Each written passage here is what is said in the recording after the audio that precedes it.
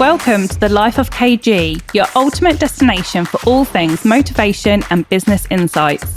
Join me, Katie Godfrey, serial entrepreneur and the brains behind the KG brand. Along the way, we'll welcome inspiring guests and share invaluable business tips to fuel your growth journey. Don't miss out. Hit that subscribe button and leave us a review. With that said, let's dive into the world of success together. If you're ready to level up, you need to join one of my masterminds. My clients are getting insane results. One client works from home, has tripled her income, and is now joining the mentoring space.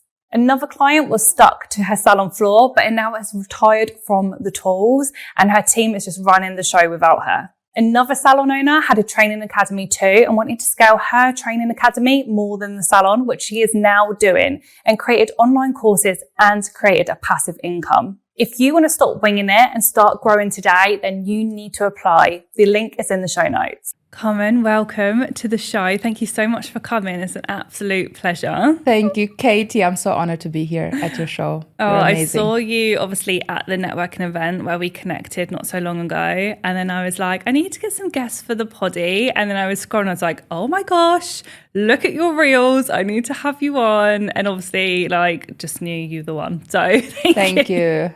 Thank you. I'm so grateful to be here. Oh, can you introduce yourself, so who you are and what you do? Yes, so my name is Karmin Habibi. I've been working in sales for over 14 years and I started out like everybody else. I did not like sales. I mean, who likes to get rejections all day? So originally I'm from Sudan. I grew up in Germany and the UK. And for the longest, I felt like a misfit. I never really, everywhere I didn't really fit in. So I was like, okay, if I don't fit in, I might as well just do something. So I adapt to every place I'm in. So now here I'm in Dubai, and sales has been actually one of the biggest confidence builders throughout my life. So when I got into sales, it was more by accident because my boss at the time, he challenged me. He said, you should do sales. And I'm like, no way. I don't want to be this manipulative, pushy person. Completely resisted it. But when I got into it, I really went all in. I studied everything. I read all the books. I invested in myself. And as a result, when you stay consistent for a period of time, you get results. So I started to like sales, not because of sales itself, but I started to see the commission. And I was living in London, living a good life. And I was more for the money in sales. But what I realized is that when I was selling a product that was really good and it was bringing a lot of benefits for other people and transformation. And I started to associate selling, not just for me to make money, but actually if you have an amazing product or service, it can transform people's lives. And I started to see sales as serving instead of manipulating or pushing. And that got me into a quest to saying, I'm going to master this skill and I'm going to help other people because I know so many business owners who've got incredible products and services, but they're too attached to their business. And as a result, they're not growing their business in terms of sales and revenue. So I made it my mission to help businesses and founders to shift that perspective from selling to serving. So wow, I love that. And how is that going? So is that kind of a new business that you're doing now? Is that since you've been here in Dubai? Since I've been here in Dubai, I'm actually walking my talk. So I've set up my business 2 months ago. So I'm using my own, thank you so much. I'm using my own methodology. So as a result of me working for 14 years in the ground, I was working in every industry you can imagine, did B2B, B2C, sold in places where I didn't even know the product. And I realized that I can go to any business and I can create the same results. And there's like a pattern. So it doesn't matter what you sell, if it's low ticket or high ticket. At the end of the day, there's a decision maker with the same emotions like us on the other side. So I started to see a pattern. I developed this savvy closer method. But it wasn't my plan to become a sales coach. It wasn't my plan to be a confidence coach or speaker. It was more by accident because people started to ask me I would pay you to come and coach me. I would like to fly you out to come and speak. And I'm like, wow, I can get paid for this. So it was more by accident, but there's no accidents, as we know. And as a result, I really wanted to make sure I walk my talk before I preach it and teach it. Yeah. And I went into the craft. So I was really working the commission only, the cold calls, the door to door. So did everything so I can feel every emotion that everyone else feels. So they don't have the excuses to say, I'm too shy, I'm introverted, I'm not a salesperson. So I've been all of this. Yeah. And if someone like me can do it, anybody else can. But what I realized, Katie, is I'm more passionate. So me getting results in sales, me being the high performer in companies, me getting all this commission is amazing. But where I got my most satisfaction, contentment from was teaching other people. So I was actually leading teams as well, training people, seeing somebody who goes from such a shy person to become the most confident version of themselves simply by learning sales. And that was for me the biggest contentment. This is why I do what I do today. I believe the tool of sales, I call it a tool, can build your character. It's one of the best character building skills. And no matter whether you're in sales or not, everybody should learn the skill because it just, it grooms your character. It makes you more confident. It makes you a better communicator. It helps you build better relationships in your personal life, in your friend circle. And I'm so passionate about this because sales changed my life and I'm here to help others to do the same. I love that so much. And I feel like I've been on a journey myself when it comes to sales. And I feel like I've always been good at it. I've always, known what to say. I've never really had a problem too much with it. But it's only been over the last few years where I'm like, the power of sales is so important that people don't realize. And a lot of the time, especially when we go into business, like you said, you can sell any type of product. But then when there's passion behind it or you really love what you do, it makes it so much easier. That's so right. much easier. So lots of people also say to me as well, like, I can't do sales. I'm not a salesperson, like you've just said. Like, do you not agree that if you're in business, you're automatically in sales? Yes, it's. I think this misconception comes from like maybe they have experienced a bad salesperson. We all have. We have experienced scammers, and there is, good and bad in every industry. So as a result, nobody wants to be associated with somebody that is manipulating or scamming or pushy. We want to be good people. So when you start a business, you start out with good intentions. You start out because you have something, you have a solution to the market's problem, and you're so passionate about this. But then you're thinking about, okay, why is nobody buying out there? I mean, you can have the best product, the best service, but if you don't know how to communicate it in a way that your ideal client can hear you, see you, feel you, and buy from you, then all this energy of you developing this product and service is wasted. So I believe it's because people are generally just not trained. They're not taught how to sell, but once they learn how to sell, that's when they gain more confidence. And it's simply because they're not trained and they just have a bad perception. But everybody, if you're watching this, this is going to be hopefully this episode that's going to change your perspective around sales, that you're going to see yourself as a professional in your field and you own it because you've got something amazing to offer to the world. And this is going to be the day that you decide, you know what, I'm going to invest in myself to learn the skill. Yeah, I think as well what separates some business people from others is the fact that they go out and they get it, right? Lots of people just sit there and think, oh, everyone's going to come to me. And yeah, you will get that organic traffic. You will get those people that reach out, of course, but you have to keep going. You have to keep chasing. You have to follow up. And that's another thing that I hear all the time is like, oh no, I can't follow up. Or how often should I follow up? What do you think about that? Well, let me share with you, I shared with you that my boss was challenging me to do sales. So I started out in the personal development industry for one of the largest events promoting companies in the personal development world. And probably names like Anthony Robbins, all those big speakers. So I was working in that industry. And at the time, I was the personal assistant to the CEOs. So before he asked me to come and step up and do sales, I was totally resisting it. And he was challenging me a lot. He was mentoring me. So we were in rooms, those big events, you've got 10,000 people in the room. And he gave me a challenge. He said, Karmin, I want you to observe people. And I want you to see the pattern because you see 10,000 people invested in themselves and they're all here to make a change in their life. But very few are actually going to be long-term successful, sustainably. And we see this everywhere. We have the same information. We all have the same tools. We have the same hours of the day, but yet some people are able to maximize it and some people are wasting it. So I just became really good at reading patterns, and I've identified three types of people. And I was all three of them. And maybe the audience here can identify themselves. So I'm going to ask you which type you are. So type number 1 is the seeker. The seeker is the one that is looking around, it's doing a lot of market research, it's getting inspiration, it's getting motivation, but it's not really taking action. It's not taking the plunge. So the seeker is like just an observer, it gets inspired. It's a lot of talk, but feeling overwhelmed with the information and just thinks, one day I'm going to do this, and the perfectionism holds them back. So I used to be a seeker. And in some areas in my life, because I'm good in sales, but there's other areas in my life that I'm still learning about. So I'm still seeking in other areas. And it's good to be aware of who you are. Yeah. And then there's a second type, is the dabbler.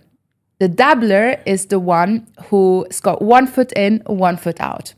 They're making a little investment, but they're the ones who are like, in New Year's, I'm going to go to the gym, I'm going to change my life. And then after the first week, they give up. And this, there's no blaming here. There's not like, oh, this is wrong. The reason why I'm sharing this is because you can transition. Once you're aware of what your type is, you can actually transition. This is not something that is long-term. So the fact that people even listening to this episode, there's something in them that wants to grow. So if you're a growth-driven person, you have the capability to make a change. But it's good to be aware, to own, okay, this is where I'm at, and I'm not happy where I'm at. So you've got all this frustration as a dabbler, which like you see your potential, you see other people doing it, and then you wonder, why not me? And you're not going all in. You have this fear. And then the last one, which is I hope everybody's going to transition to, I call the closer. Actually, I call them the savvy closer.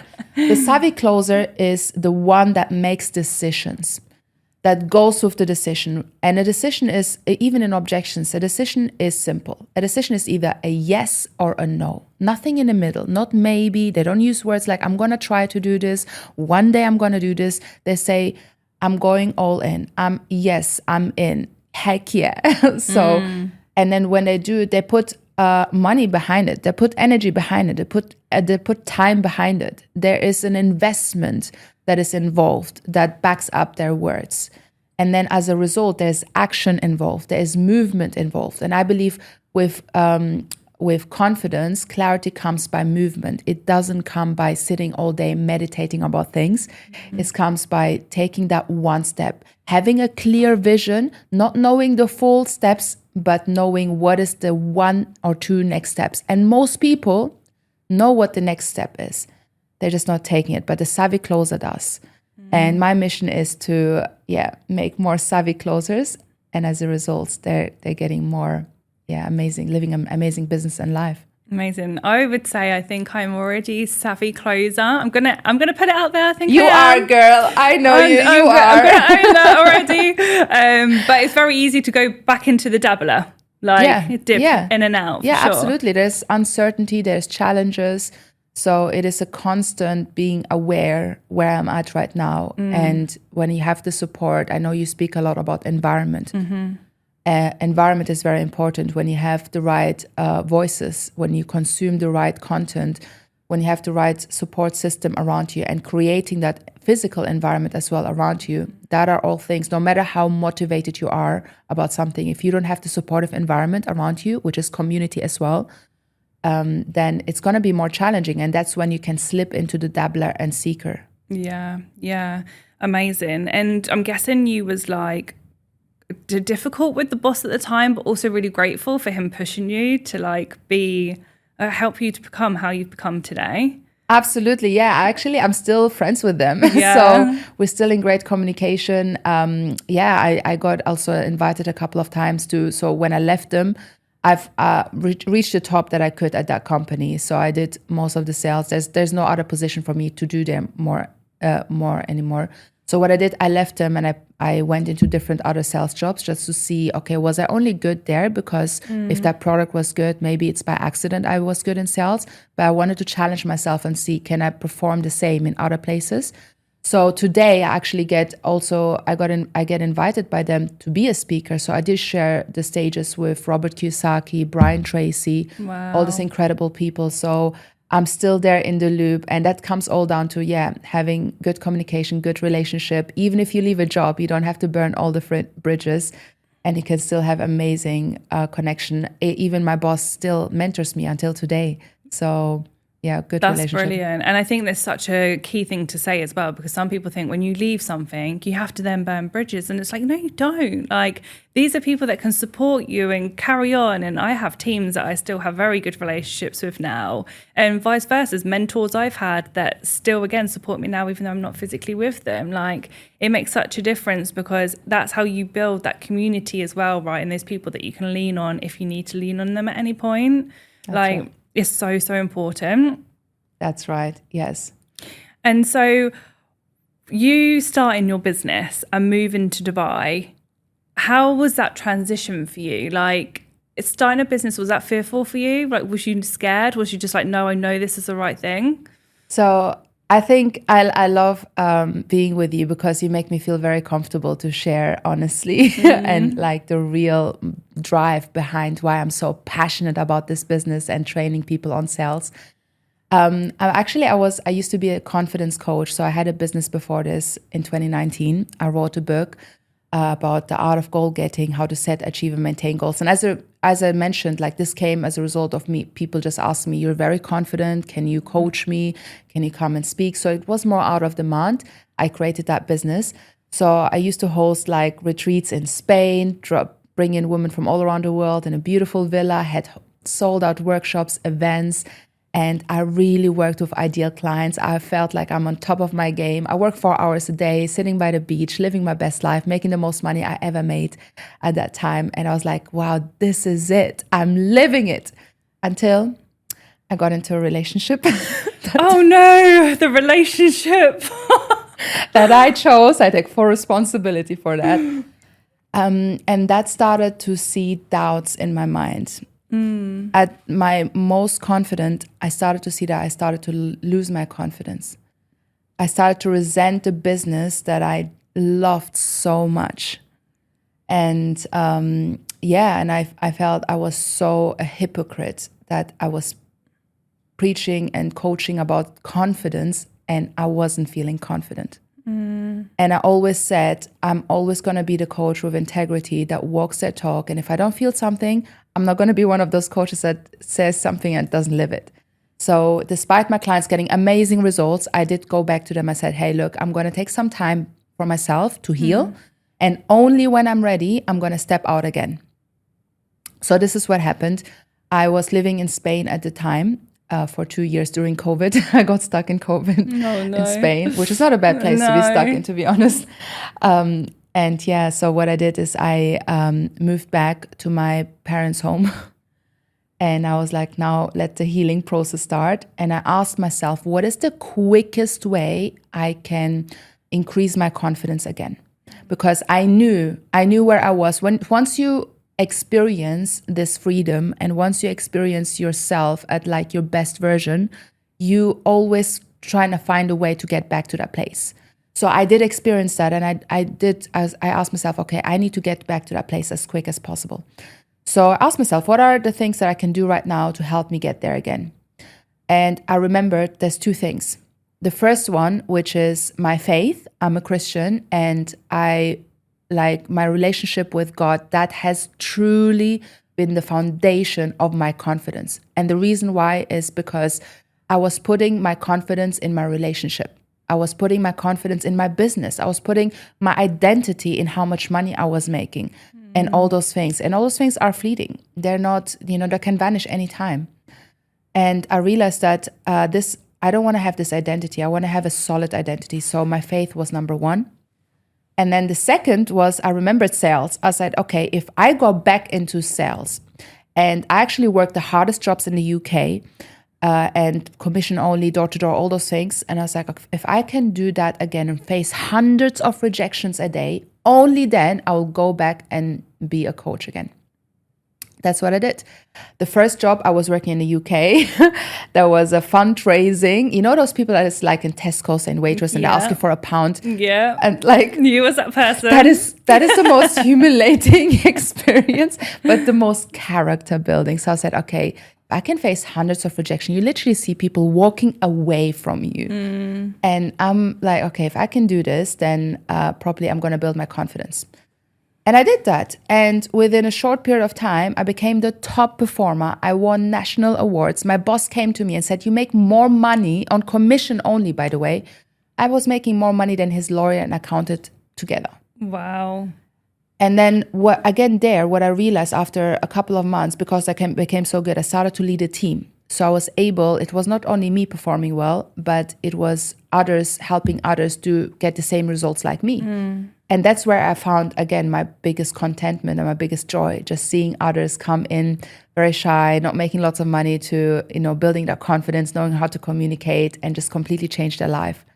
So that was giving me a lot of joy. So I said, maybe that was an accident. So after 6 months, I was bored of like being the top performer, constantly on the top of the leaderboard.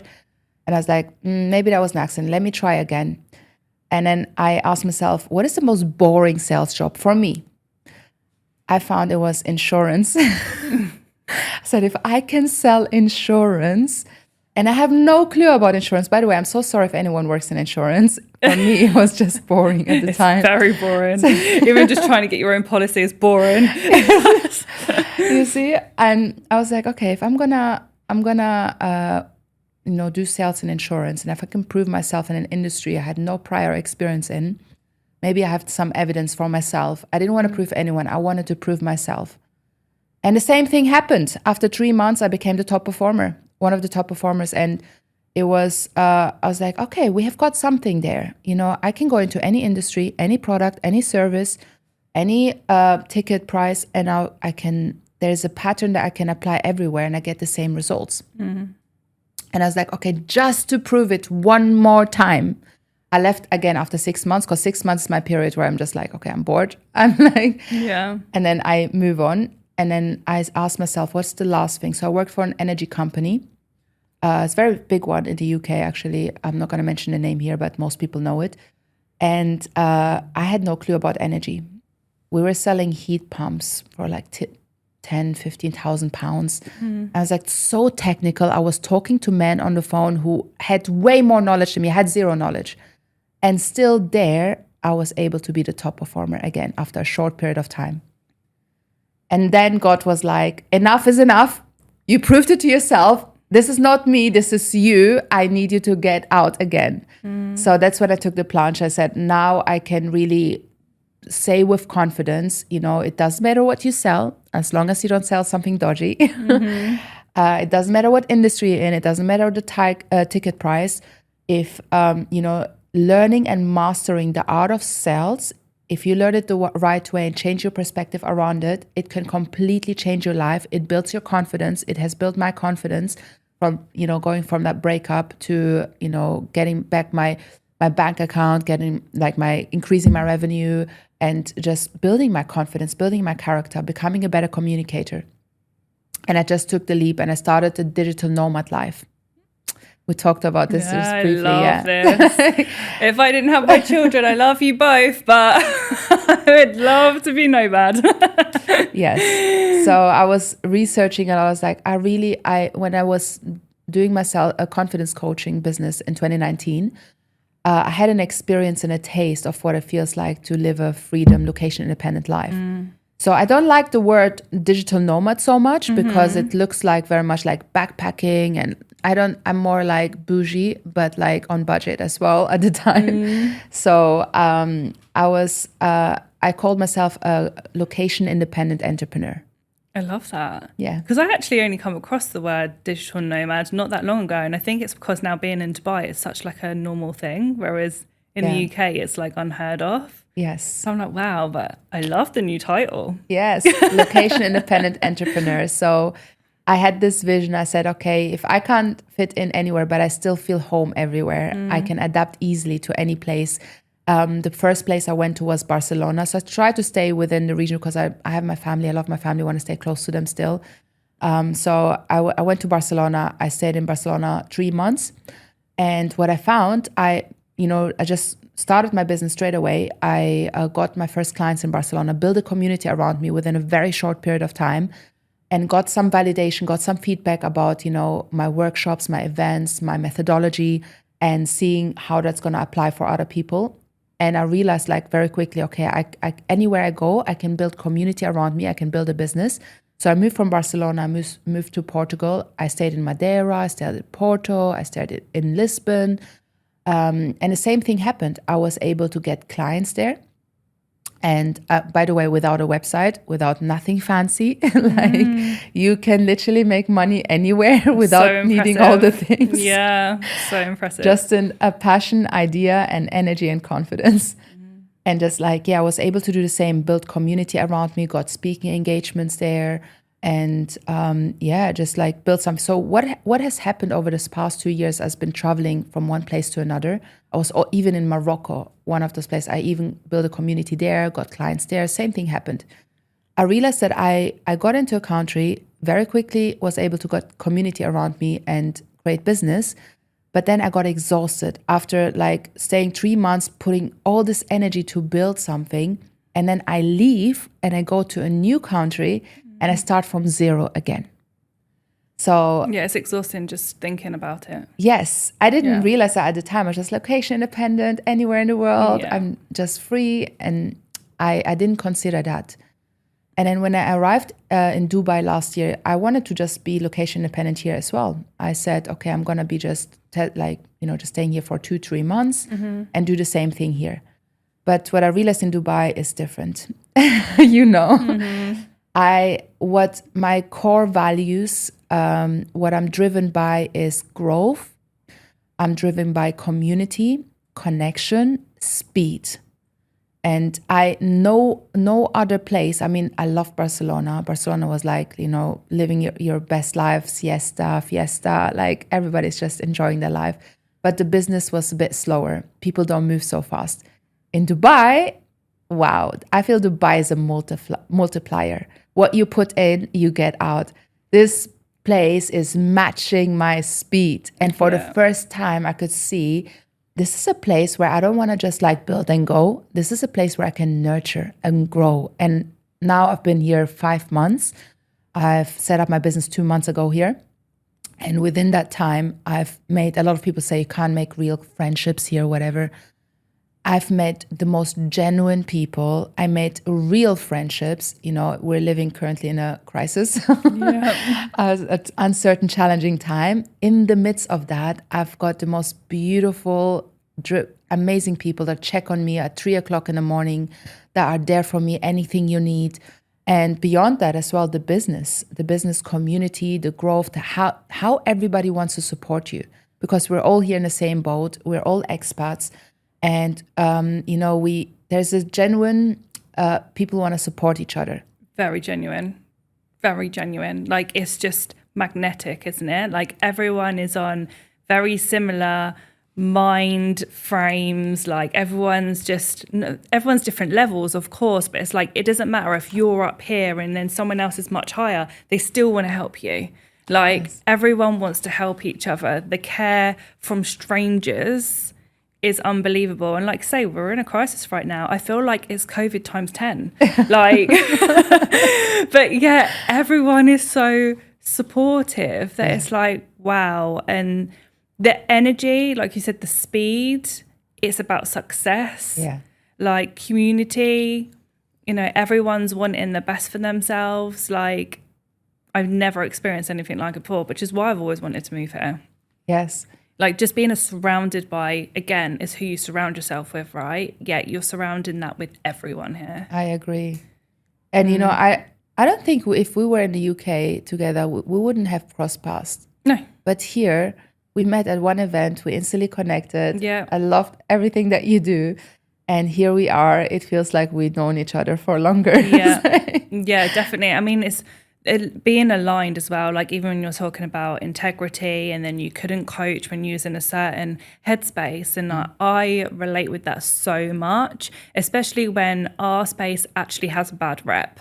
Like, unfortunately, there is loads of fraud. There is people that are saying they'll do things that they haven't done themselves. And it's really difficult to get people to invest these days because they have been burnt for so long. And I couldn't sleep at night if I didn't have that integrity. I just couldn't do it. It's like my biggest value.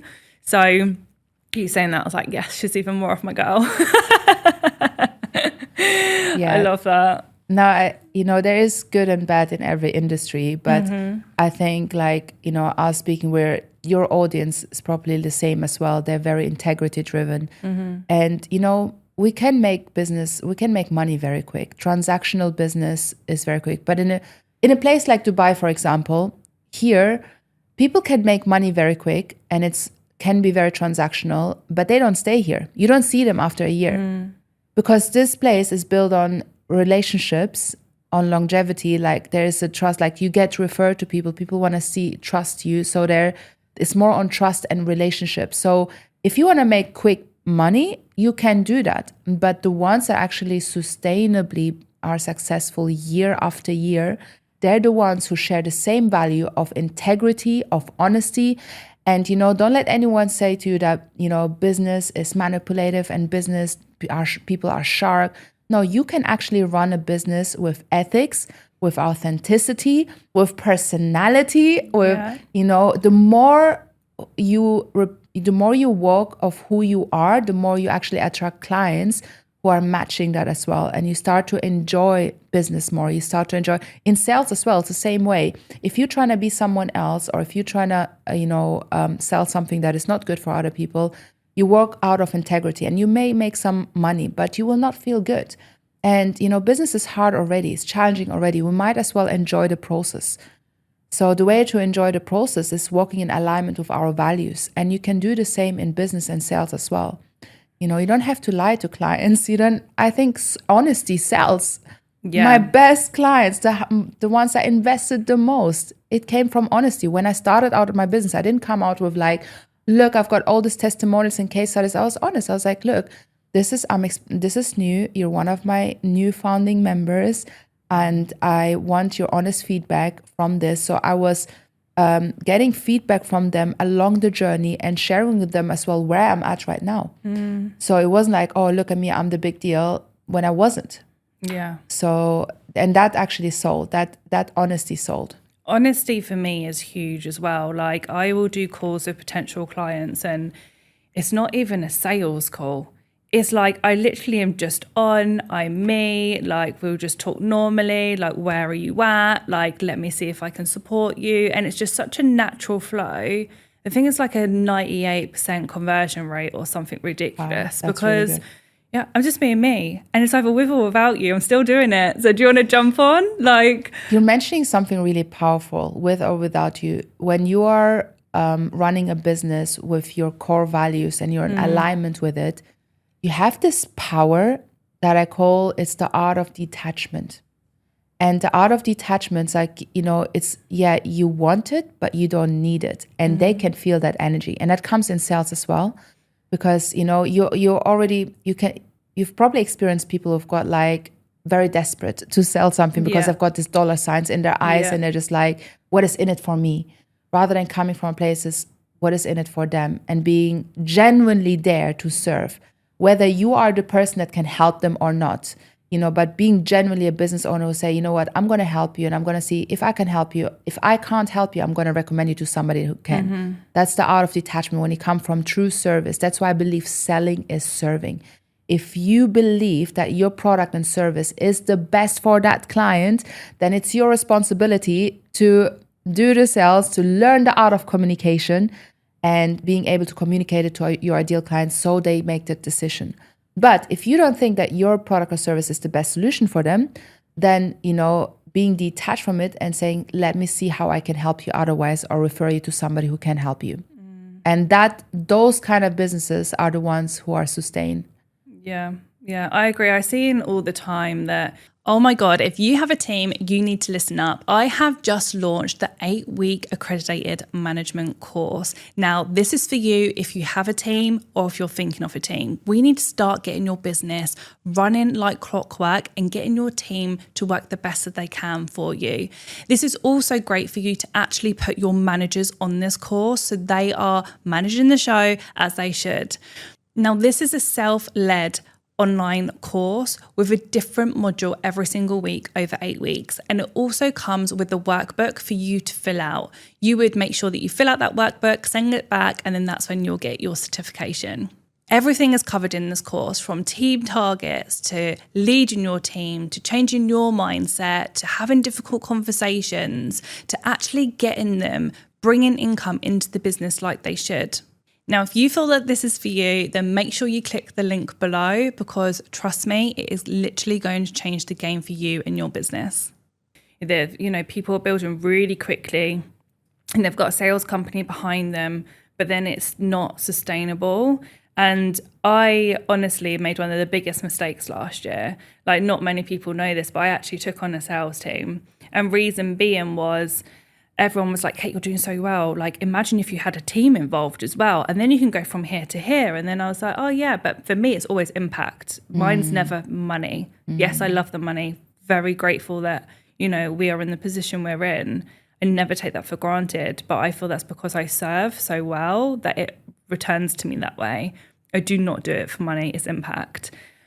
But when everyone, or the social world is like, but you can do this, you can do this, you can do this, you start thinking, oh, okay, well, maybe I can impact more people. And then they're thinking that these salespeople, they'll make more money, right? So we had setters and we had closers, and it wasn't aligning. I felt like, oh my God, I don't know if I should be doing this. Like, they were doing calls. I hated the fact that I wasn't on the call and that I didn't know what they were talking about. So then I would go and re-listen to all the calls and I'd be like, oh, I wouldn't do this. It was giving me way more work. It cost me an absolute fortune. We lost loads in investing in them, but also clients that we potentially would have lost, which I know if I was on the call with them, it'd be very, very different. And you have to sit back and you have to be like, why am I doing this? I'm doing it for impact, and I'm losing the sight of that because everyone's telling me I need a sales team, when actually, no, I don't. So I sacked them all. Like, instantly after a few months, I was like, I can't do this anymore. Like, sacked them all and went back to what our original strategy was. And it went back to working again. And I was like, it's because you just need to be you. I'm passionate with what I do. And I can sell it without selling it. And like I said, with or without you, like, I'm doing it anyway. And those that are suitable to work with me and that are going to be great clients of mine, they will come on board. Like, but just so people know, like, there is things that can also like wreck reputation, right? And we had to switch that really quickly, because if the sales was just a sale to them, that was my rep on the line. And I was like, no, I'm out. I'm not doing this. That was my biggest learning last year. I was like, oh my gosh, like, no. I love this. I love that you pivoted. That must have taken a lot of courage. It was, especially when you could see it was working for other people, but their morals and their ethics were different to mine.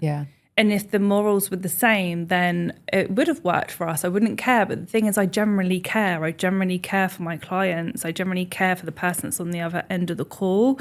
So it just didn't align my values. It'll work for lots of people, but not for me. I have a lot of rant of the high ticket closing industry, but that's a whole nother topic. We need to go another time.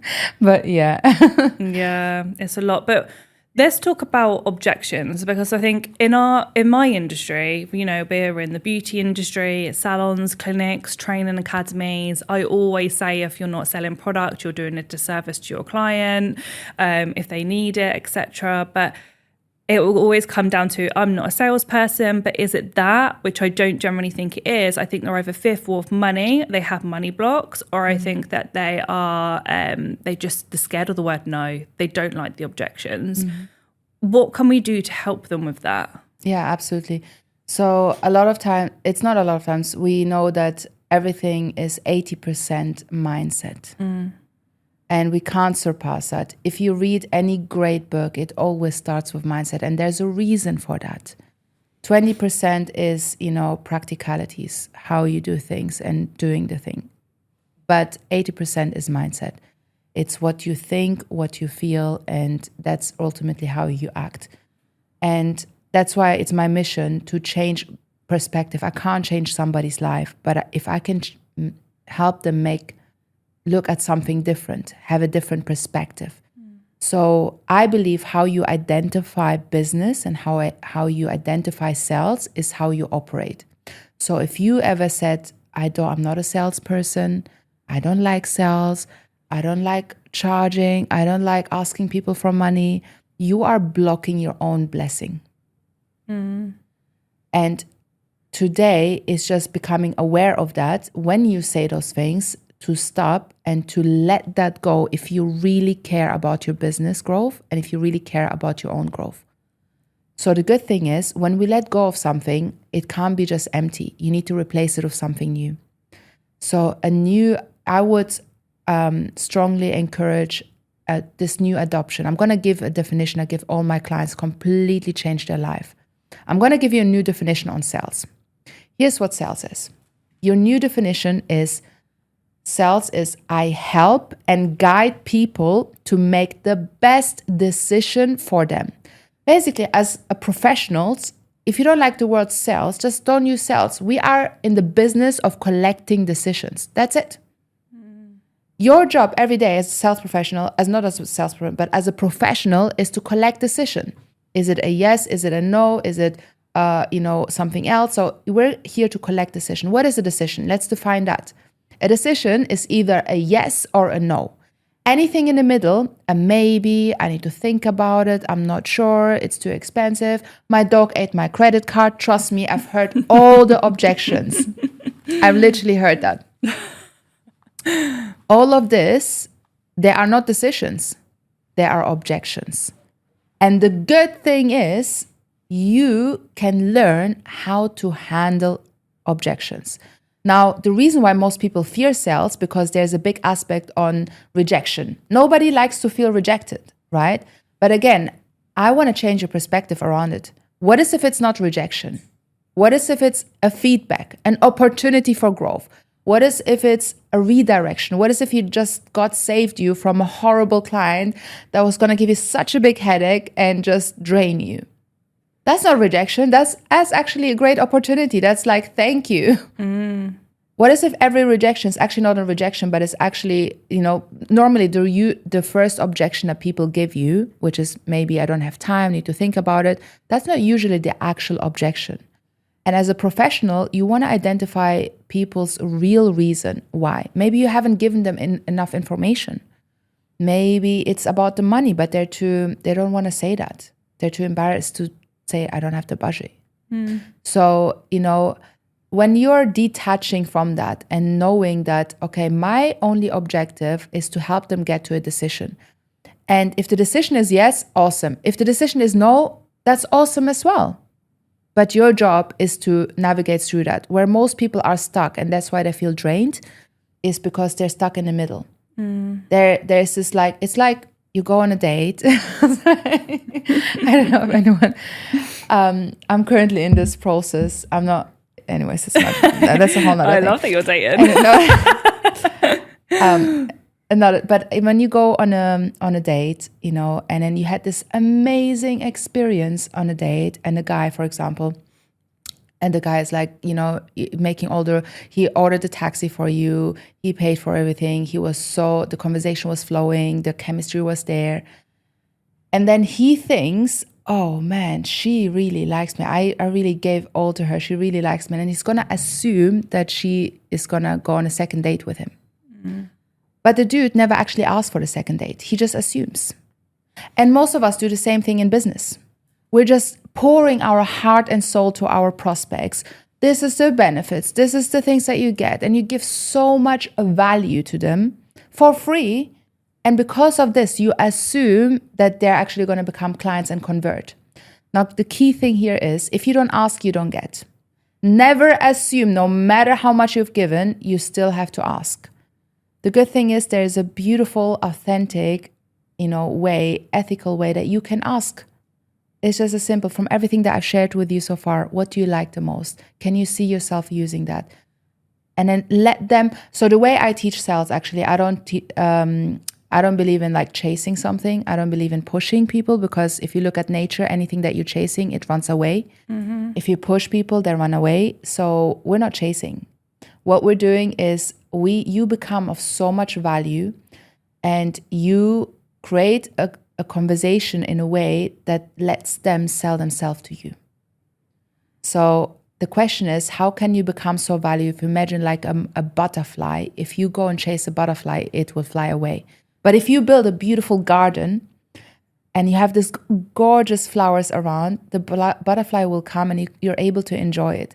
So it's the same. How can we build our business in a way, putting the attention as well to offers? Sometimes it is actually, your offer may suck. I'm sorry. Yeah. Maybe you just need to work on your offer. Yeah. Maybe you still need to work on your product, and that's good feedback. If clients actually are resisting something, then it's good to get feedback from them. Hey, is the product good?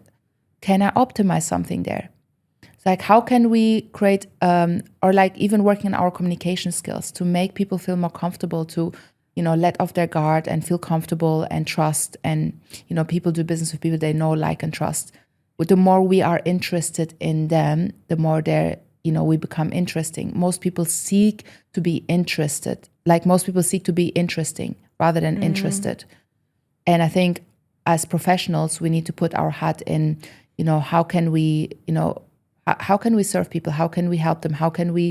Let me ask them more questions. Am I actually speaking to the right ideal client? Qualifying people before you sell them. Here's another thing. How you qualify people is how you close people. Most people go straight to the kill. Again, in a dating scenario, if you go straight, if you like someone, hey, I want to marry you. Who does that? That is, people run away. Even if you fancy someone so much, like, this is my husband, this is my wife. And if you go straight up and be like, you're going to be my wife, you're going to be my husband, they will never speak to you again, majority of times. So it's the same thing in business. We just assume, like, this is what we do. This is what we wanted to do business with me. Like, let's try this product, try this service.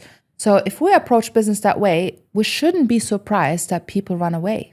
Yeah.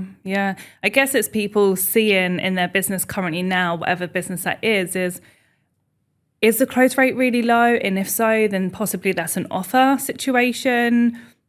If you're getting some closing, that might be a closing situation. Like, I guess it's just judging it to see what's missing in their business. Yeah. Like you said about not chasing it, but then would you still agree that the fortune's in the follow-up? Oh, 100%. Yes. But most people don't even, follow-up is also sales. It's helping them to make a decision. And follow-up is not just like, so here's the thing. When people invest, they are invested. And it's not always money. So when you are looking for a follow-up, confirming with the prospect that you are going to follow up and that you're investing them, and then, getting an investment from them back as well. Say, hey, look, I've got only this availability in my calendar. Are you sure we can move it to this date? If not, please let me know. So give them a little bit responsibility as well. Put the ball on their side. A lot of times we take the ball just on our side and then we assume. And when it's low effort, they're not going to show up. So you want to create a little bit of how can they invest before they invest their money? How can they invest with something else? So sometimes what I do, like, I ask my prospects to fill out like a 5-minute form. If they have if they invest a little bit in something, I know they're more invested. But if they're not able to do that, I don't want to work with them, because if they can't do this small thing, even if they pay me later, they're going to be a headache. So it's like testing your prospect as well, knowing that as a professional, you are in control. You're in control of every conversations, how you ask the questions, how they're not in control. If they start to ask the questions, they will be in control. But you're the expert in this field, and like owning it, walk with that posture. Whether you feel like it or not, that's a whole nother topic. But you can actually, I have this saying, start before you're ready. You don't have to be confident to start, but you have to start to be confident. And every conversation is get you more confident. It's learning how to navigate a no, how to turn a no into a yes, how to get feedback from people, and being detached from the outcome. That is power. Yeah, it really is. The common objections, though, that you hear all of the time is obviously, I've got no time, I've got no money. It's normally those two, right? Yeah, I've got no time, I've got no money, I need to speak to my partner. Oh, yeah, that I need one. to think about it. Can you send me an email? You're right now, we have war, which is kind of... It's valid, but yeah. It's valid. We'll let you off on that one. We're in war. How do you get over them objections? Do you think it's just about asking them questions a little bit more, because a lot of the time it's just that excuse? Yeah, so I have a framework. So I created a savvy closer method in 3 steps. It's turning a no into a yes. I can share with you a little bit about it today, but I really want to emphasize this. Before you even get the objection, if you're really good, you shouldn't even get those objections. The reason why I'm saying this is because, again, how you qualify is how you sell. If you invest more time at the beginning, identify, are there your ideal clients? Having 5 to 10 set questions that are designed in a way to see, have they got the budget? Is this the right time for them? Are they my ideal clients? Do I have the problem? Do I have the solution to their problem? If you don't identify that at first, never pitch. Don't even pitch your offer. Why are you wasting your time? You will get objections. But if you already identified those things at the beginning, they shouldn't come up at the end. However, if they do come up, majority of time, anticipate objections. They will come up. And it's actually a good thing. So it's not only what you say, it is how you say it. So what most time happens when somebody receives an objection, they panic, a shock mode. And they just like go into, what I hear a lot is from my clients, they're justifying. They're like, oh, it's too expensive. Yeah, but we're much cheaper than our competitors, but we're this. Or they're trying to, share the benefits. Oh, but I'm not sure if this is for me. No, it is for you. Look, you need this because of this. So this is all pushing them away. So what we need to do is, I have this framework, the 3 A's. The first thing is, every objection you get, agree with them. Agree with them. Because if they're showing you resistance. If you respond with resistance, the game is over. You're not going to be able to close them. So I say agree/acknowledge their concern. You want to approach it from a consultative way of selling. You are, again, going back to the definition. Your job is to help and guide people to make the best decision for them. That's your job. So if they have this concern and they verbalize it, agree with them. Or it's too expensive. I totally agree. We're not the cheapest in the market. However, what you shared with me earlier is that you value X, Y, Z. Is that still important to you? Yes. That's just an example. Smart. Yes. And then the next thing is agree, and most people they don't actually ask for the sell. So they don't even say, here's the price, here's the, that's what you get, that's the offer. They don't even go there, they just assume. So actually ask for the sale. So the way that you can ask is be very clear with your offer. Confused clients never buy. A lot of times we overwhelm people. We give them too much information. Always, yeah. You don't need all this information. You need the right information. So if you identified early, qualified them what they need, you mention those things. You say, hey, look, this is our offer. So before I share my offer with you, is there any questions that you have? So get the objections early in. Ask. Say, awesome. Okay, so from everything that I shared, this is what you get, X, Y, Z. The offer is this amount. And what you need to do there is I call STFU. Shut the flower up. That's when, again, most people justify. They're like, yeah, it is 10,000 pounds, but you get this and this and this. That puts you in a lower authority. So it's when it's £10,000 quiet. Yeah. 10,000 pounds. It's not, and it's also a way to say it. The tonality matters. Yeah. So if you say, £10,000. No, £10,000. That's it. So, and then what you want is you want to, okay, this is going to be the part that most people feel uncomfortable. But if you can master this, your business is going to grow so much. Embrace the awkward silence. Allow it. Have a coffee, have a tea next to it. Sip on your coffee. Do not open your mouth. Embrace the awkward silence. Let them say whatever is in their mind. You actually want to welcome it. You want them to say, because what's the worst thing that can happen? Here's two things. Only two options that can happen. Whether they say, the first option is they say, yes, let's go ahead. Great. You've got a sale. The second option is an objection. Yeah. I need to think about it. I'm going to speak to my partner. I don't have the money. So either one of them, you're equipped. Okay, it's XYZ. That's the price. And then you're going to observe their body language. You're going to observe their tonality, and you're going to see if they're going to give you an objection, they're going to act a little bit nervous. And you want to comfort them. You're going to say, thank you so much. So what goes through your mind after they say their objections? I say, I totally agree with you. And you handle objection. You go back to the agreeing.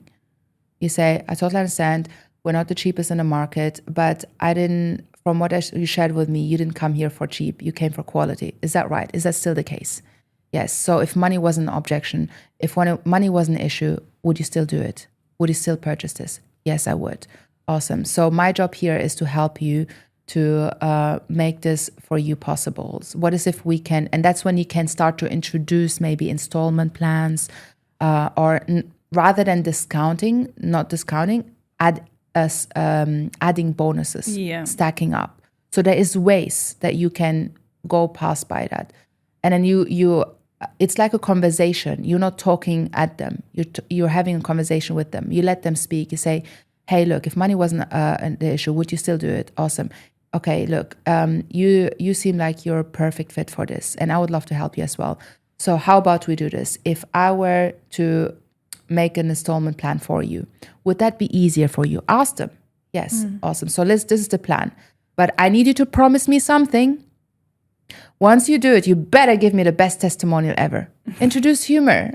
Bring in your personality back. Get an investment. You're making an investment to give them something special. Get an investment back from them.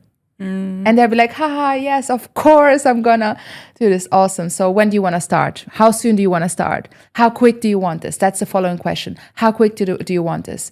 Okay, so Visa or MasterCard. Just go straight into it. Close the deal. Done.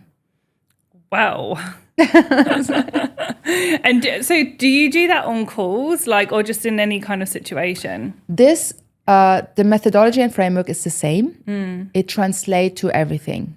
It translates whether I'm on the phone, in person, but obviously you adjust it. Yeah. So when you're in person, it's more longer conversational. When you're on the phone, you can't see them. So it's the same. It is the same. Yeah. It is. Here's the thing. Your energy introduces you before you do. I worked for this call center a long time ago, and I was selling weird stuff, like a photo studio experience, something. I don't know. I don't remember. Anyways, it was my first day at this agency, and there was 30 sales professionals on the floor, sales agents in a call center. And as soon as I arrived, I asked my manager, can you sit me next to the person that is the top performer, that makes the most commission? I want to learn from them. And she said yes. And she said, this guy is making 3 to 5 times more than anybody else out of 30 people. I said, wow, I imagined this person to be the most confident version, confident, charismatic, super fit. And I was like, wow, he must have this deep voice. And I just had this imagination about this person. As soon as I sat next to him, I looked at the guy. I was like, what is it about him? He was the most introverted person. He was from India, and he had an accent. And I was like, wow. So he is the shyest, most humble, introverted person. And I was like, dude, I'm so sorry. I don't want to offend you, but why? What makes you different than everybody else? Here was my biggest lesson. There's 30 people in the room. Everybody has the same script. So this is why if you're watching all these high-ticket closers with those scripts and they're giving you the scripts and you're still not getting the results, there's a reason why. So they all have the same script. He was using the same script like everyone else. So it wasn't the script. He had the same objection handling ways that everybody else was having. It wasn't that. But he said something to me that completely changed my life. And that's how I approach everything now. He said to me, Karmin, look, I do this every day. I speak to hundreds of people. I get hundreds of rejections every day. Every time I pick up this phone, I say it like it's the first time. Because I have said the script 100 times, but the person on the other line that hears it like it's the first time. I'm going to give them my presence, my energy, my all, and that same excitement like the first time. So it's like if you imagine your favorite musician, artist, they sang the same song 1,000 times. Yeah, so true. But if you go to their concert, you feel the goosebumps. You see them performing like it's the first time. They have the same tears.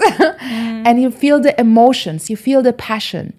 That's why I believe learning and mastering the art of sales makes you a better person. Because it demands you to have energy. It demands you to have presence.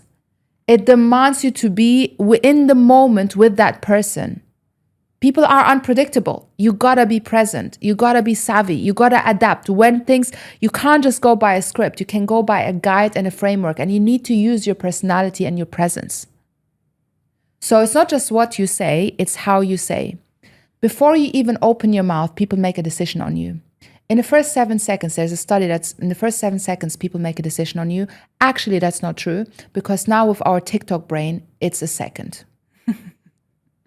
People, from 7 to 3 to 1. People decide on you before you even open your mouth. Now, what is that? What is it that they're deciding on? We need to consider that 80% as well is nonverbal. Our energy introduces us before we do. Before you even open your mouth, people can sense your energy. If you come in with the energy of desperation, they're going to give you resistance. If you come in with the energy of service, they're going to lean in. So you are in power and control of your energy, and you can, that's a practice every day. How you live your day is how you live your life. How you live your hours, how you live your day. So, it's a decision, that the micro decision. Confidence comes by doing the things that we said, the keeping the promises that we made to ourselves. So you think it's all about transaction, it's all about business, it's all about just like talking. But actually, people are making decision on you. There's an unspoken intuition that we can tell whether we want to do business with someone or not. And that's energy, that's certainty. There's something about you that leads you. So we want to take care of that. And how do they do that? How do someone's going to be listening and being like, how do I raise my energy? Like, what's the tips for that? You know yourself. So it's simple things. Come back to becoming confident, right? Yeah. Being confident in yourself. It's simple things. So some people, for me, it's my faith. A lot of people do meditations. So for me, it's connecting back to God, connecting to the abundance, connecting to the creator of this universe, knowing that he created this whole world and he takes care of the birds. If he knows how to take care of the birds, wouldn't he take care of me? Tapping into that abundance, that taking off the pressure of my shoulder, knowing that I'm taken care of.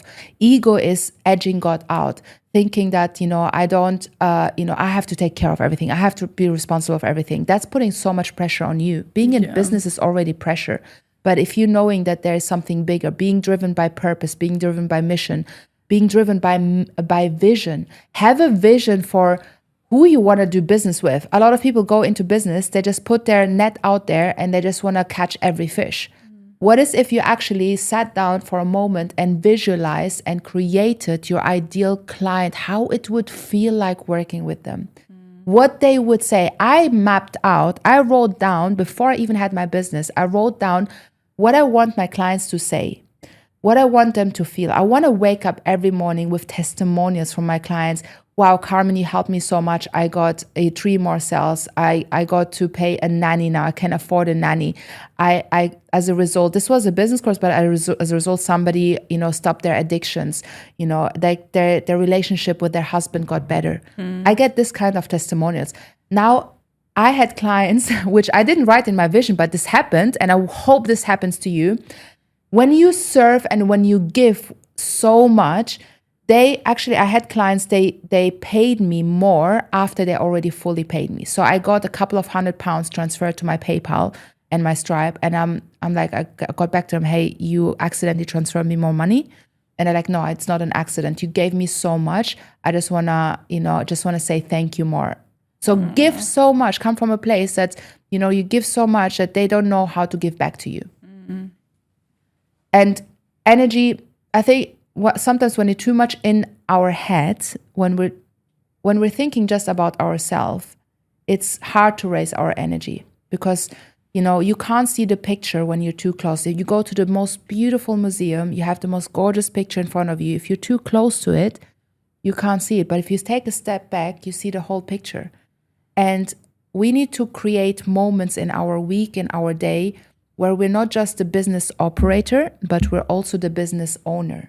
We take a step back. I do this on Sundays. I go to church. I fill my cup.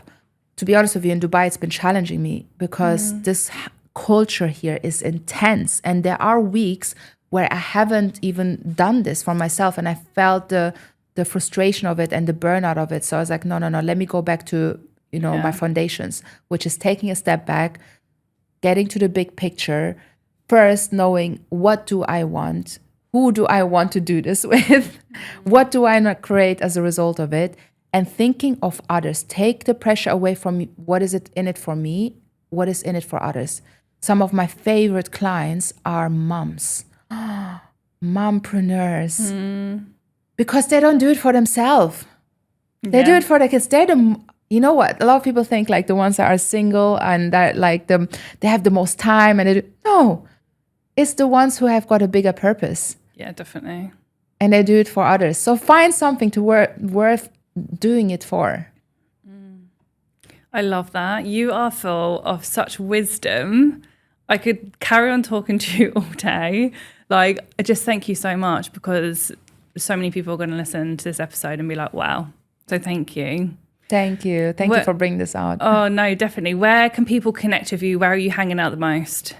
Yeah, so you've got an audience in Dubai. Mm-hmm. Dubai people, we're here to stay. Yeah, we are. We're not going anywhere. My mission in Dubai is to raise the quality of sales. And I want to make sales simple for non-sales founders. And I do this in several ways. I've got a masterclass called Sales Made Simple. But masterclass, you're by yourself. I really like transformation. Transformation happens in a room. So I'm starting to do workshops here in Dubai in a more intimate setting, but on a frequent basis. So we're going to do Sales Made Simple workshops for non-sales founders. And then where you can find me is on IG, on LinkedIn. YouTube channel is going to be out soon. So you want to write down this name is Karmin, not with a C, is a Karmin. And my surname, especially if you're in Dubai, you'll always remember, it's Habibi. Karmin Habibi. I love that's your surname. Drop me a message. I am super approachable. Drop me a message. Let me see how I can help you. I've got lots of amazing community here, a beautiful network. I get invited to different speaking places. So it's not just about you doing business with me. Let me see how I can serve you as well, especially if you're in Dubai. I'm happy to connect you to the right place. And at the moment, I am fully booked in a one-to-one. So I've got a waiting list, but if you're a business that's got more than 10 employees, then I'm open for that to train your teams. Amazing. Yeah. Amazing. I'll definitely be joining some of your workshops. I'll look forward to that. Thank you so much. It's a real pleasure. Thank you so much, Katie. That was fun. You're awesome.